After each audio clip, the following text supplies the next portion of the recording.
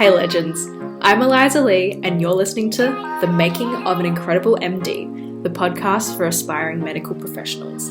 Each week, we'll bring in a current MD student and a practicing physician to talk about an important topic in the medical field. From the effects of climate change to the influence of social media on our health, we'll uncover a maze of different perspectives and end each episode with an ethical dilemma for us all to consider. Stay tuned as we literally hear the making of these incredible MDs unfold right before our ears. Today, I can't wait to introduce you to one of the most eloquent 21-year-olds I know and good friend, Manoj, who is a fourth-year med school student at Monash University in Melbourne and currently runs KIS Academics, an online edtech platform that democratises educational resources for high school students. As you're about to hear in this episode, Manoj is an incredibly not the run-of-the-mill med student, always looking for problems to solve and actually executing on those ideas, which is so rare and refreshing to hear. So I thought it was a perfect time to sit down with Manoj and talk about doctors going digital. Such a budget. Yeah, no, I wasn't sure if you were recording already. I just wanted to hint that maybe you should start. I'd hate to do the entire conversation and you to be like, no, shit. That is 100% something I would do though. Thank goodness Manoj reminded me to press record because I probably would have forgotten.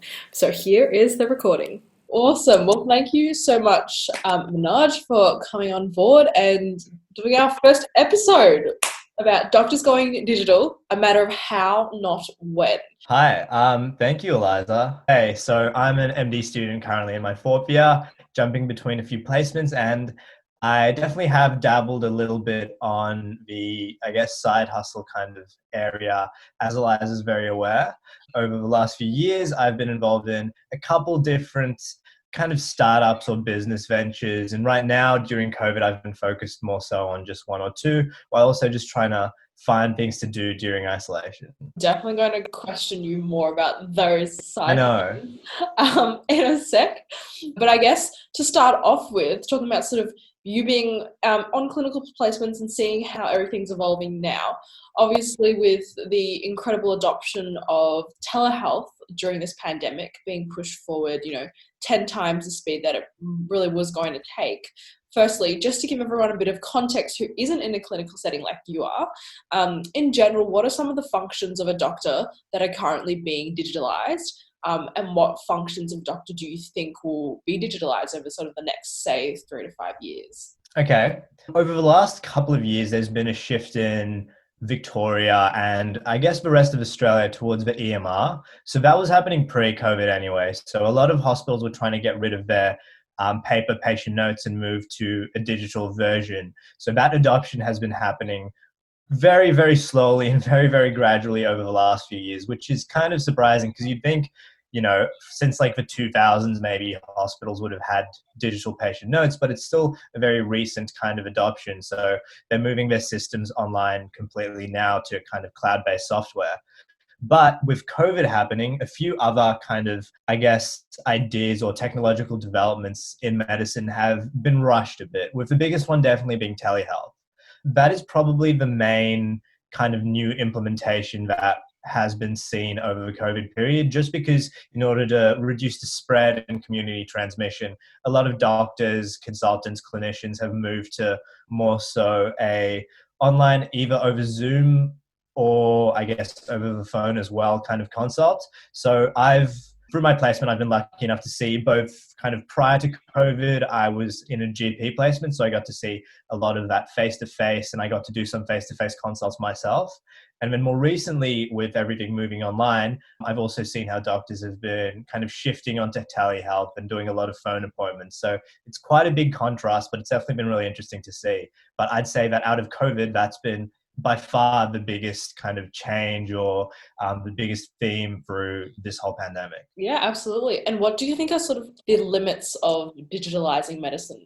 Like what can't be digitalized? Yeah, so obviously there are quite a few aspects of medicine that can be digitalized, mostly in the consultation kind of aspect, the one-on-one kind of patient interviews, histories, etc., that kind of thing. I think the statistic based on a few studies is that 80 to 90% of the information a doctor needs to make a diagnosis can be derived from a history. So history is just what we call talking to a patient and interviewing them. For the majority of cases, a telehealth appointment is actually enough. But for I guess that other kind of subgroup of cases, that other 10 to 20%, it's really important for things like an examination to be conducted. So a lot of people are trying to figure out how in this kind of post-COVID world, when everything's moved online, how examinations and things can be kind of conducted in the same way. And then another big concern is kind of that doctor-patient, I guess, that connection and rapport that you build. Which definitely decreases when you're talking over the phone, unfortunately. So that kind of thing is something that needs to once again be considered at some point. Like, it's much harder to do that in a digital world, in a digital landscape. On from that, there's obviously a bunch of things that just simply can't be done online. Things like surgeries, etc. You do need to be in a hospital. But once again, there are a bunch of digital opportunities in these areas that are opening up, like robotic surgery and surgeons from like halfway across the world being able to operate in remote countries with, robots and automated procedures and stuff like that. So there are definitely barriers being broken, but there are some that are much harder to break than others. And also, thank you. I really appreciate you giving context to the jargon, because I'm like noob central here. So that No, all good. If I say a word that doesn't make sense, just yell at me and I'll clarify. Cool, perfect. You're the best. So I guess, what are some of the shortfalls and cautions that we need to be considerate of now when designing for a digitalized healthcare system that you think most people haven't been able to see? I think probably the first one that comes to mind is the privacy and the confidentiality aspect. So moving everything digital to a certain degree is a little bit safer than having paper notes that can be lost or forgotten. But once again, when you've digitalized something, it's much more accessible in certain ways as well. So phone calls, consultation calls, notes, etc., that stuff all has to be kept very, very secure. Communication between like doctors, patients, doctors, nurses, medical staff in general has to be once again kept very safe, because privacy is very, very important in medicine, and that patient-doctor confidentiality is definitely a big consideration. So that's probably the first thing that comes into my mind. The second would probably be that, I guess, that human interaction. For the most part these days, medicine is very human-centric, especially like our course, we're taught to focus on that kind of relational aspect of medicine and taught to build rapport with patients. And that's all extremely important. I think that one day, maybe 50, 100 years in the future, maybe that won't be necessary anymore and that won't be considered as important.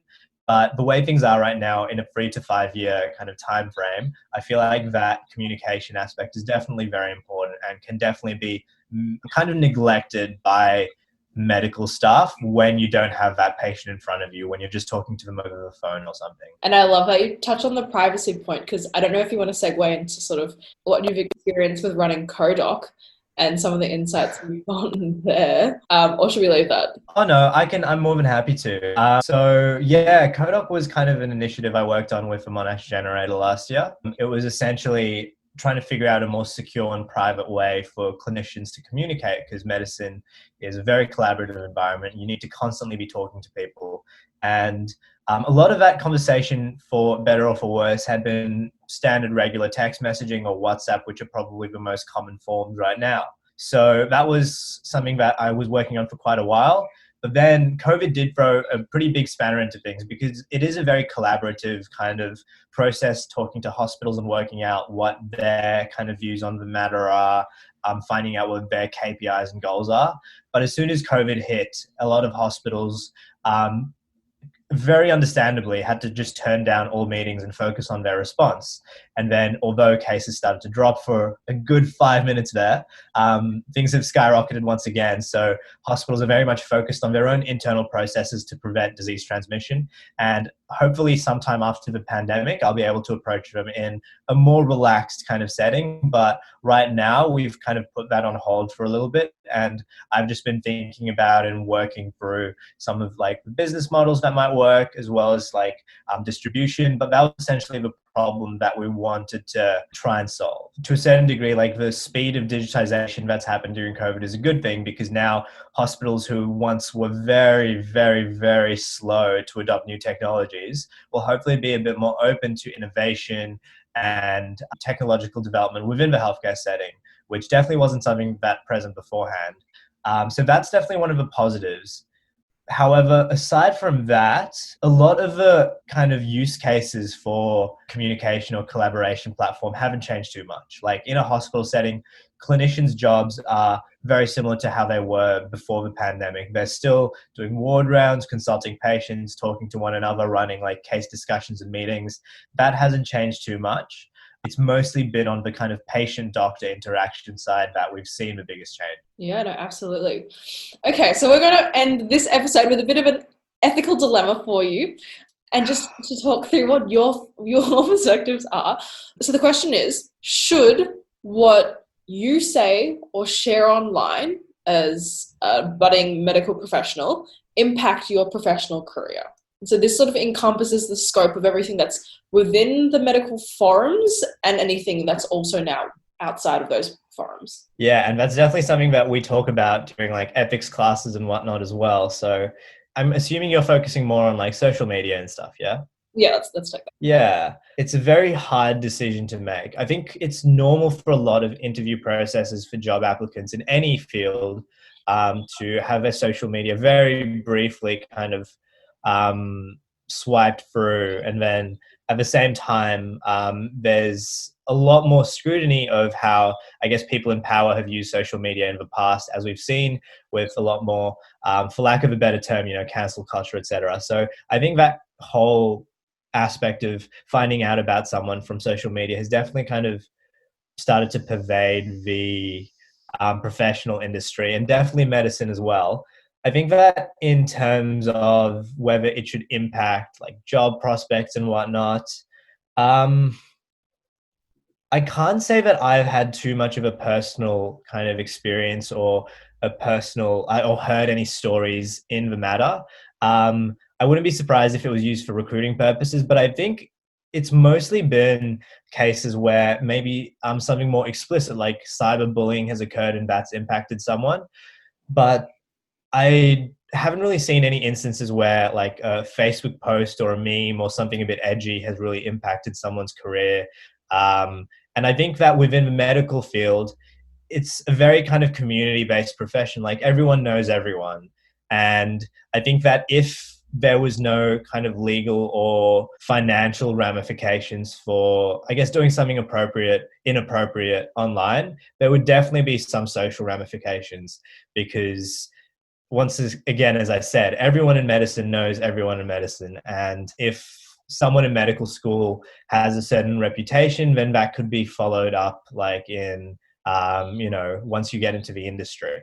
So it's very hard to have a hard and fast rule, and it's very hard to kind of judge social media activity because, as we know, it's very subjective. So it's a super gray area because nothing can be set in stone from at least a legal perspective. Nothing's objective.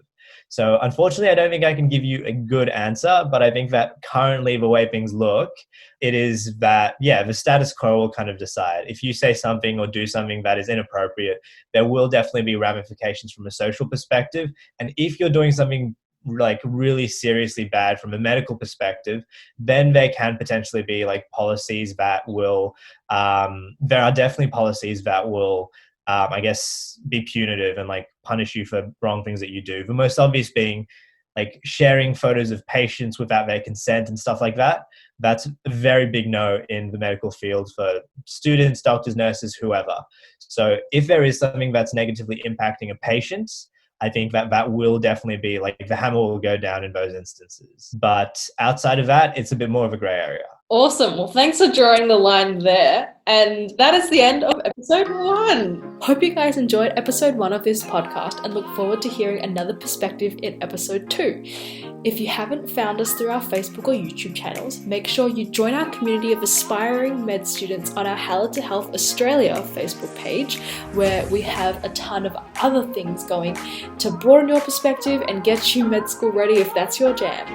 I'll leave all the links in the show notes below, but until then, see you in the next episode.